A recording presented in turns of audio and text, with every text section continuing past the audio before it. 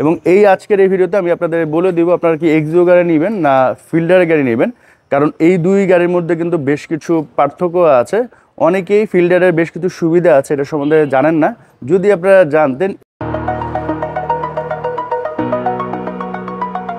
আসসালামু আলাইকুম, আশা করি আপনারা সবাই ভালো আছেন। আমি আলহামদুলিল্লাহ আল্লাহর রহমতে অনেক ভালো আছি। তো আজকে আপনাদের জন্য একটা এক্সিও ফিল্ডার গাড়ি নিয়ে আসছি। এই আজকের এই ভিডিওতে আমি আপনাদের বলে দিব আপনারা কি এক্সিও গাড়ি নেবেন না ফিল্ডার গাড়ি নেবেন।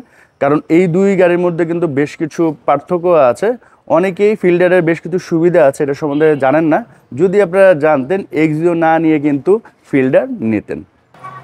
এই গাড়িটা হচ্ছে ফার্স্ট পার্টি, উনি নিজে জাপান থেকে ইম্পোর্ট করিয়েছিলেন, তারপর থেকেই উনি চালাচ্ছেন। এক হাতে চলা গাড়ি, পার্সোনাল ইউজের গাড়ি। একটু আগে লাইভ করেছি, আমার কাছে খুবই ভালো লেগেছে। আশা করি আপনারা যদি একটা ফিল্ডার গাড়ি নিতে চান এটা দেখতে আসেন, 100% আপনাদের ইনশাল্লাহ পছন্দ হবে। তো এই হচ্ছে আপনার গাড়িটা।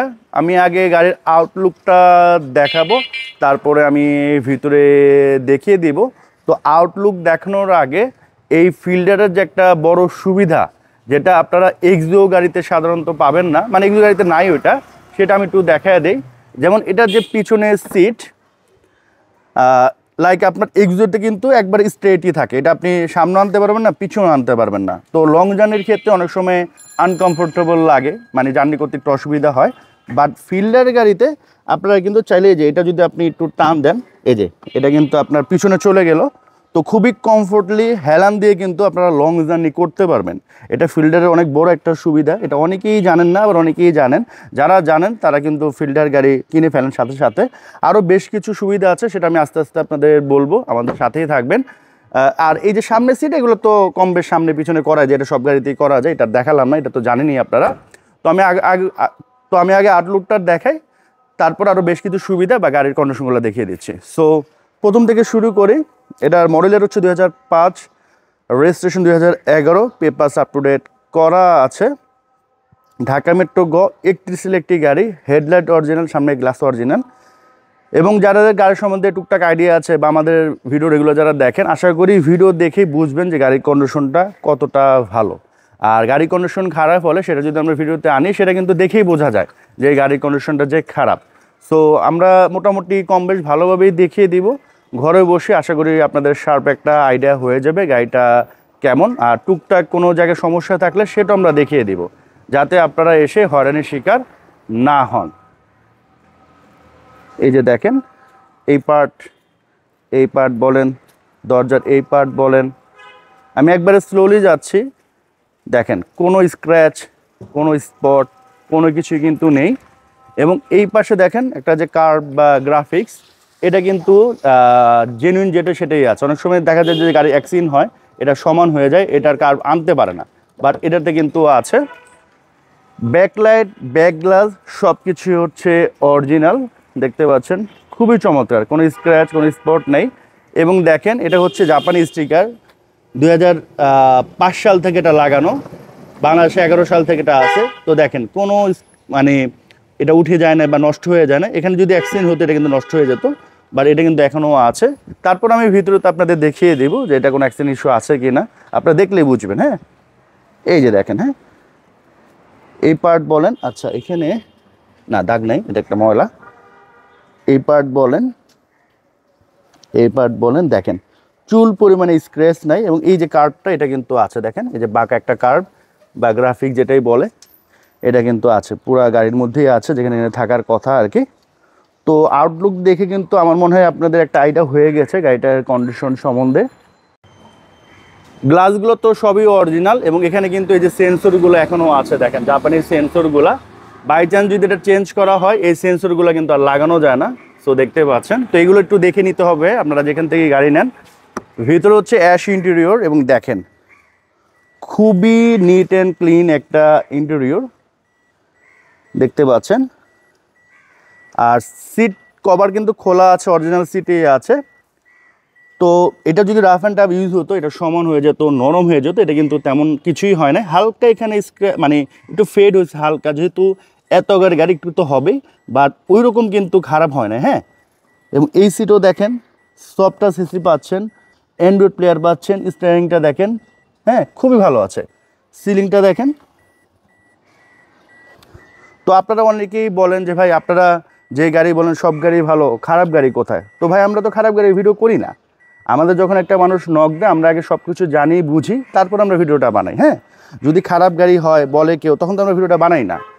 আর খারাপ গাড়ি কিন্তু দেখলে আপনারা বুঝবেন যে কোনটা খারাপ কোনটা ভালো, দেখলেই বোঝা যায়, এটা কিন্তু লুকোচুরি কিছু নাই। আর যারা খারাপ গাড়ি বিক্রি করে ওরা তো ভিডিওতে নিয়ে আসেন ওইসব গাড়ি, কারণ ভিডিও তো নিয়ে আসলে তো আপনারা বুঝবেন। তো এনিওয়ে এই যে দেখেন পিছনের প্যাডটা খুবই নিট অ্যান্ড ক্লিন। এগুলো রাফ অ্যান্ড টাফ ইউজুয়ালি এগুলো কিন্তু নষ্ট হয়ে যায়, ফেড হয়ে যায়, এটা কিন্তু খুবই ভালো আছে। যেগুলো ডিসকালার হয়ে যায় বাট এটা কিন্তু খুবই ভালো আছে। হ্যাঁ, এই যে দেখেন জাপানি স্টিকারটা এখনও নতুনের মতো আছে। আর এগুলো কিন্তু আপনার বাংলাদেশ থেকে করা যায় না, যদি কেউ করে ওটা দেখলে বোঝা যায়, এটা আপনি নিজে দেখলেও বুঝবেন। এই যে দেখেন, হ্যাঁ এই যে দেখেন। আর পিছনের সিটের কথা তো বলেই দিলাম, যেটা আপনার ডেকলাইন করা যায়, ওই পাশেটাও করা যায়। এ হচ্ছে সিলিং, এ হচ্ছে ব্যাক সাইড। আর এখানে কোনো অ্যাক্সিডেন্টাল ইস্যু নাই, আমরা একটু আগে লাইভ করেছি। এখানে কোনো অ্যাক্সিডেন্ট হলে এগুলো কিন্তু আপনার ঠিক করা যায় না, এগুলো দেখলেই বোঝা যায়। এখানে দেখেন। তো আমার কথা হচ্ছে যে যেখান থেকে ভাই গাড়ি নেবেন, নিজের টাকায় গাড়ি নেবেন, কষ্টের টাকা শখের টাকা, অবশ্যই দেখে শুনে বুঝে যাচাই করে নেবেন। মানুষের কথা শুনে নেবেন না, আমার কথা শুনে নেওয়া দরকার নেই। আমরা তো বলে দিছি যে কী কী দেখে নেবেন, কীভাবে নেবেন, জাস্ট এগুলো ফলো করলে একটা ভালো গাড়ি আপনি নিতে পারবেন। হ্যাঁ, আর ফিল্ডার গাড়ির আরেকটা বড় সুবিধা যেটা আপনারা এক্সিওতে পাবেন না, এটার পিছনে অনেক স্পেস থাকে, এখানে আপনারা অনেক মালামাল ক্যারি করতে পারবেন এবং অনেক ওয়েটের মালামাল ক্যারি করতে পারবেন। এক্সিও থেকে একটু ওয়েট বেশি মালামাল এখানে ক্যারি করতে পারবেন। এবং নর্মালি এক্সিও গাড়িতে আপনার রেন্টে কার, উবার, পাঠাও সব জায়গায় ইউজ করতে পারবেন, ফ্যামিলি কাজ ইউজ করতে পারবেন, রেন্টে কার ইউজ করতে মানে এয়ারপোর্ট ট্রিপ ইউজ করতে পারবেন। বাট এয়ারপোর্ট ট্রিপের জন্য সব থেকে বেস্ট হচ্ছে এটার চাহিদা সবসময়ই থাকবে আপনার। এবং পাশাপাশি এটা ফ্যামিলি, উবার, পাঠাও, রেন্টে কার এইসব কাজে তো ইউজ করতেই পারবেন। তো এটা হচ্ছে বেসিক আর কি ডিফারেন্ট এক্সিও এবং ফিল্ডারের মধ্যে। আর আমরা ট্রাই করি ভালো ভালো গাড়ি আপনাদের মাঝে উপহার দেওয়ার জন্য, কারণ আমাদের প্রতিদিন 2 থেকে 4টা কল আসে অ্যাড বানানোর জন্য, বাট সবার অ্যাড কিন্তু আমরা বানাই না। এই যে দেখেন, খুবই চমৎকার। এই যে দেখেন সিলিংটা আবারও দেখা দিচ্ছি, এই যে এগুলো দেখেন। হ্যাঁ, খুবই ভালো আছে। আশা করি আপনারা ভিডিওতে বুঝে গেছেন গাড়ির কন্ডিশন সম্বন্ধে, বাকিটা হচ্ছে ফিজিক্যালি এসে দেখবেন। এই যে ড্যাশবোর্ড দেখেন, এটা দেখেন। হ্যাঁ, মাশাআল্লাহ খুবই ভালো, এসির পারফরমেন্স খুবই ভালো। নর্মালি একটু আগে প্রায় 10-20 মিনিট আমরা ছিলাম এসির ভিতরে, খুবই ভালো আছে, কারণ গাড়িটা বাইরে একটু পরিষ্কার করা হইতেছিল, তখন ভিতরে ছিলাম আর কি। আর বাকিটা আপনি এসে চেক করে নেবেন, সমস্যা নেই, 10 মিনিট 20 মিনিট আধা ঘন্টা চালিয়ে চেক করে নেবেন। যখন ইঞ্জিন রুমটা খারাপ হয়, রাফ অ্যান্ড টাফ ইউজ হয়, তখন এই সব জিনিসগুলো আপনি দেখলে বুঝবেন। এখানে দেখবেন যে রং করা আছে, একটু ডিসকালার হয়ে গেছে, একটু ট্যাপ টোপ আছে, বাট এটা দেখেন খুবই ভালো আছে। হ্যাঁ, এই যে দেখেন, আমি একবারে স্লোলি দেখাচ্ছি। এই যে হেডলাইট অরিজিনাল, এই যে মার্শেলটা দেখেন। হ্যাঁ, এই যে দেখেন, এগুলো দেখবেন অনেক সময় বাঁকা হয়ে যায়, জং পড়ে যায়, রং উঠে যায়, বাট এটা দেখেন খুবই ভালো আছে। রং ওঠা কোনো বিষয় না, এটা উঠতেই পারে, বাট এটা যে অ্যাক্সিডেন্ট হয়েছে কিনা এটা হচ্ছে মেন বিষয়।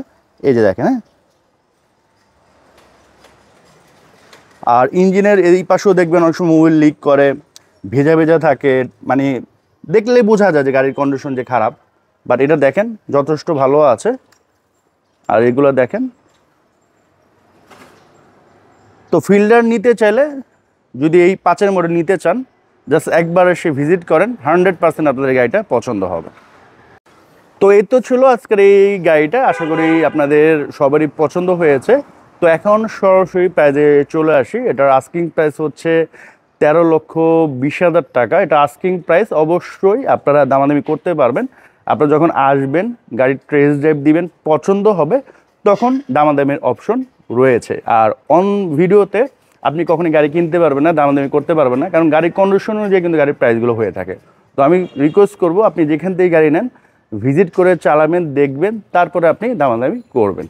তো এখনকার মতো আমি এখান থেকে বিদায় নিচ্ছি। সবাই সুস্থ থাকেন, ভালো থাকেন, আসসালামু আলাইকুম।